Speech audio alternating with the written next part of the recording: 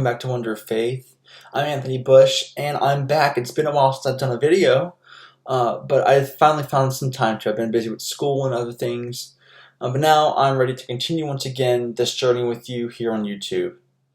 So today I want to talk about what I call a portrait of identity, to talk about the importance of identity, and to talk about mine a bit, because I think talking about mine provides perhaps some insight or help to you. That's something you're struggling with, like understanding who God made you to be or who you're meant to be. And so I want to try to use mine as a template so that it can incite some sort of understanding or thought in you. And I'm going to incorporate an experience I recently had into that as well. Last week I had the privilege to go to Phoenix, Arizona, and be a part of the Student Leadership Summit put on by Focus, which is the Fellowship of Catholic University Students.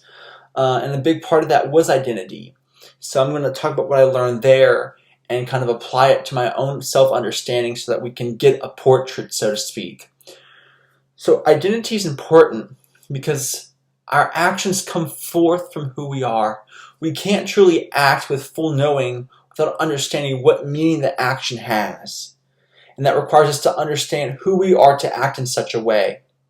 So, for instance, what we're going to do with our lives, like if we are a medic or if we are a teacher or even like an accountant, watches numbers and budgets, a teacher educates, a medic heals. All these actions are vital, and all these actions point to an identity, like who are we and how do we serve the world around us. Whether we are meant to be in medicine or education or in banking or accounting. And so it is by understanding ourselves that we come to understand our actions. It's not good enough to merely do things in succession to get a goal done, but it must be done for a reason. It must be done in accordance with who we are. It must be coherent. Because otherwise we just have this collection of actions and ideas that have no coherence, and it's just chaos. And so to have an identity, we must come to see our actions as a full spectrum and tapestry of who we are as a person.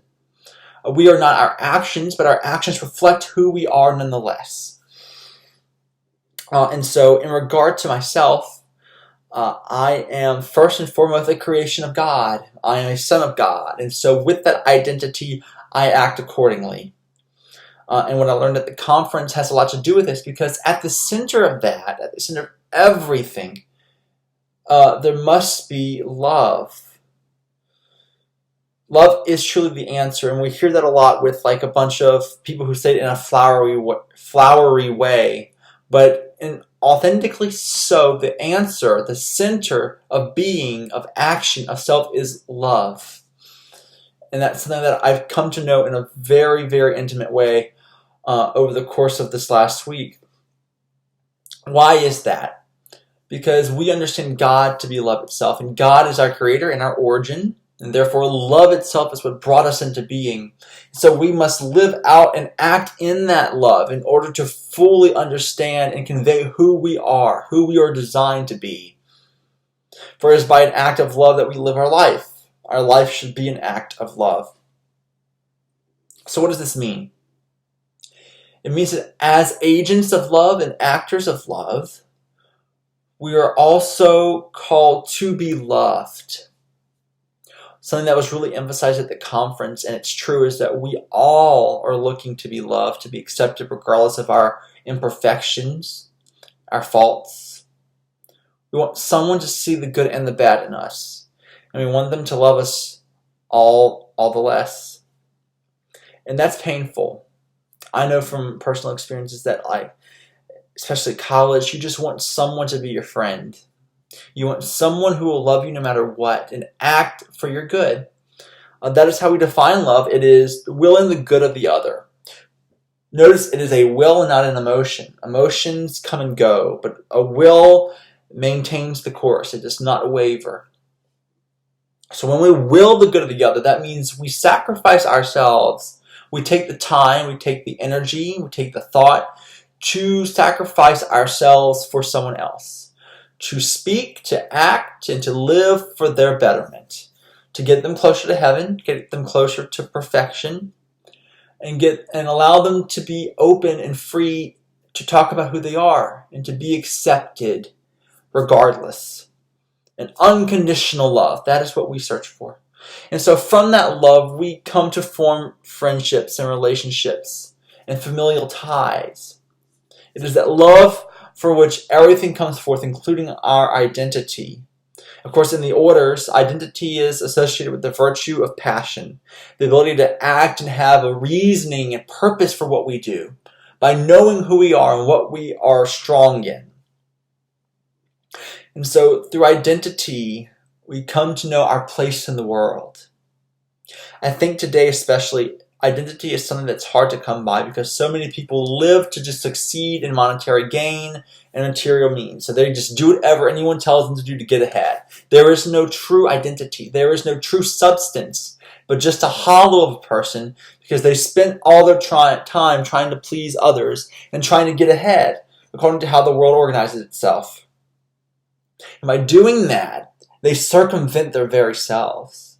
They never take the time or energy to love themselves, to love others, because they're so busy trying to be successful in a material sense.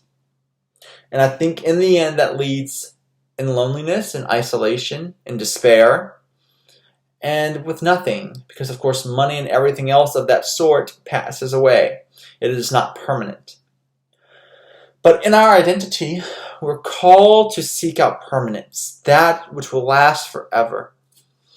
And love is one of those things, along with the good, the true, and the beautiful.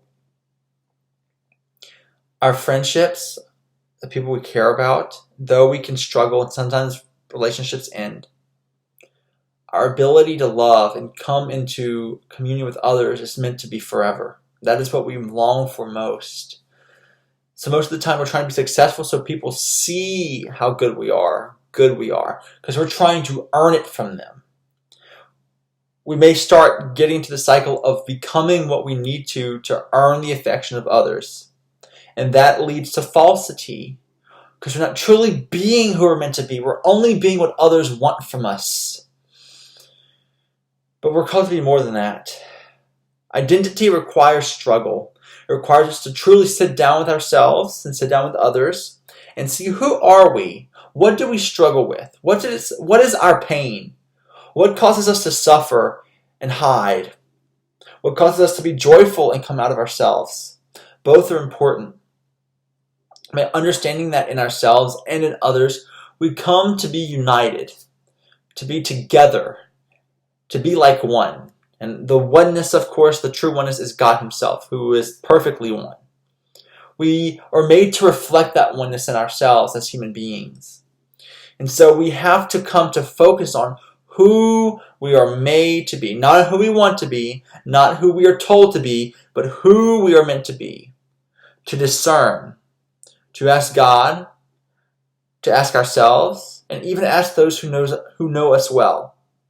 We have to be able to take all the information so that we can discern that which we are to be and to do. For me personally, I think I was made to be the servant of the orders, to write them. I think I take them as a gift from God. I do. And so it is my job to see them as a gift and to propagate them, to speak on their behalf, to better myself and others in the process. I was called to be a Catholic, as all people are. That's another thing. I'm known as the Catholic one, sure. But there are times whenever I hide it, or I think about talking about it, but I don't, because I'm afraid I'm going to be judged for it. Because I'm afraid people are going to turn away because they don't truly accept that which I am, truly. And that is a lie I tell myself that I have to stop doing. I know who I am. I know what God made me to do. And if others can't come to see the good in it, if others can't join me on that path, then I have to let them go. So faith is a big deal. Our dedication to God is at the center of who we are. And if that's not at your center, then I suggest you at least consider it, study up on it, think about it, because I think it is important for every person, even you. Furthermore, identity is something that has to be understood. It has to be able to be put into words. It's good to have a vague understanding, but we have to be able to communicate it to others. Because by doing so, we help others to understand us, and we help others to understand themselves. We can cognitize it and put it into an understandable form and therefore be of use to others. So continuing on my self-understanding, I am an ordarian, so a person of the orders. I'm a Catholic, and my main gifts have to do with helping other people. I find I'm good at talking to them and trying to understand their suffering and their joys, and then help them feel that they're heard, that they're listened to and understood. And through that understanding, I can try and help them see a greater way for themselves, to try to find that perfection and good. One thing that I got wrong before I went to the conference in Phoenix is that I kind of subconsciously had thought that perfection leads to love. That by being perfect, by pursuing the perfect, that I will get where I need to go. But I learned very quickly that it's the opposite. Love precedes perfection. Through loving and deep care, regardless of circumstance, we are brought forward from ourselves. We transcend our very selves, and then perfection becomes more apparent.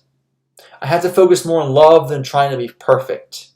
I may have all these standards. I may have all these guidelines that I think are perfection, and perhaps they are. But by trying to follow the rules that I set for myself, I miss love altogether. I miss compassion. I miss humanity. And so I'm called not to set a standard, so to speak, but to see how to authentically love God, self, and other, and by doing that, come into who I'm meant to be, by taking shape that which I was meant to exist as. So identity is very important, and not many people talk about it today. And if they do, it's kind of this sense of just do whatever makes you happy. Follow your instincts, follow your inclinations. And that's not good enough.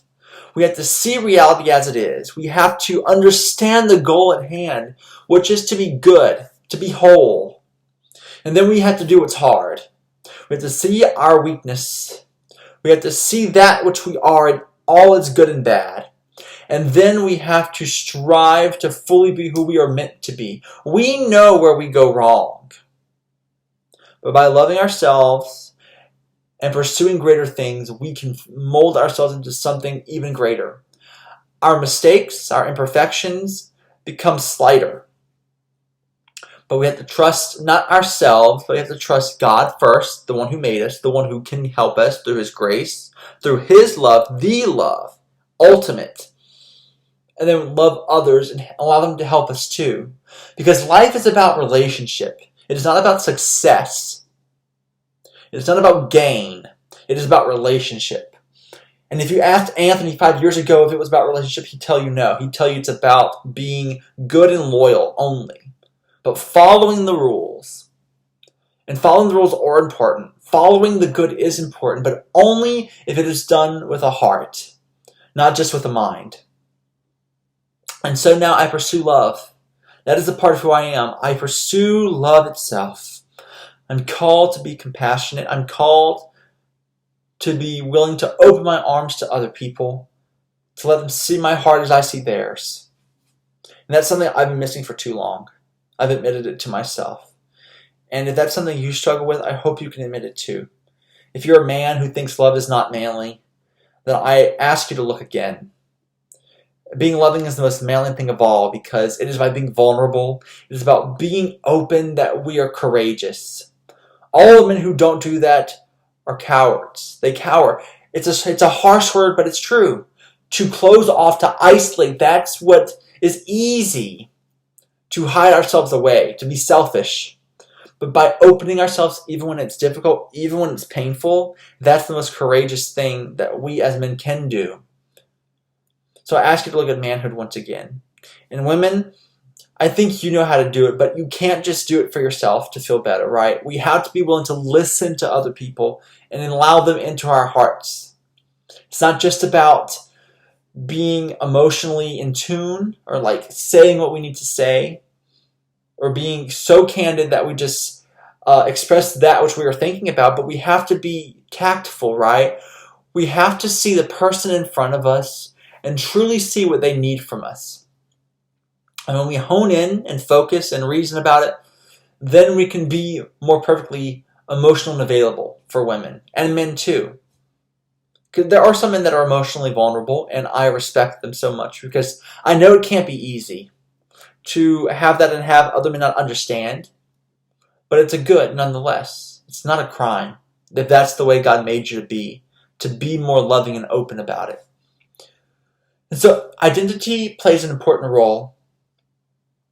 We have to take the time to figure out who we are so that we can truly know ourselves and therefore love ourselves and therefore love others. But start with God. Start with loving He who loves you first. And then we can truly come to see who we're meant to be. And then we can truly see what we're meant to do. And then we can truly be children of God. And I can truly be Anthony. And no one can say the different. God bless you and be with you. I hope you had a great Christmas. And I'll see you in the next video soon, hopefully. God be with you. And may you find final victory in Christ.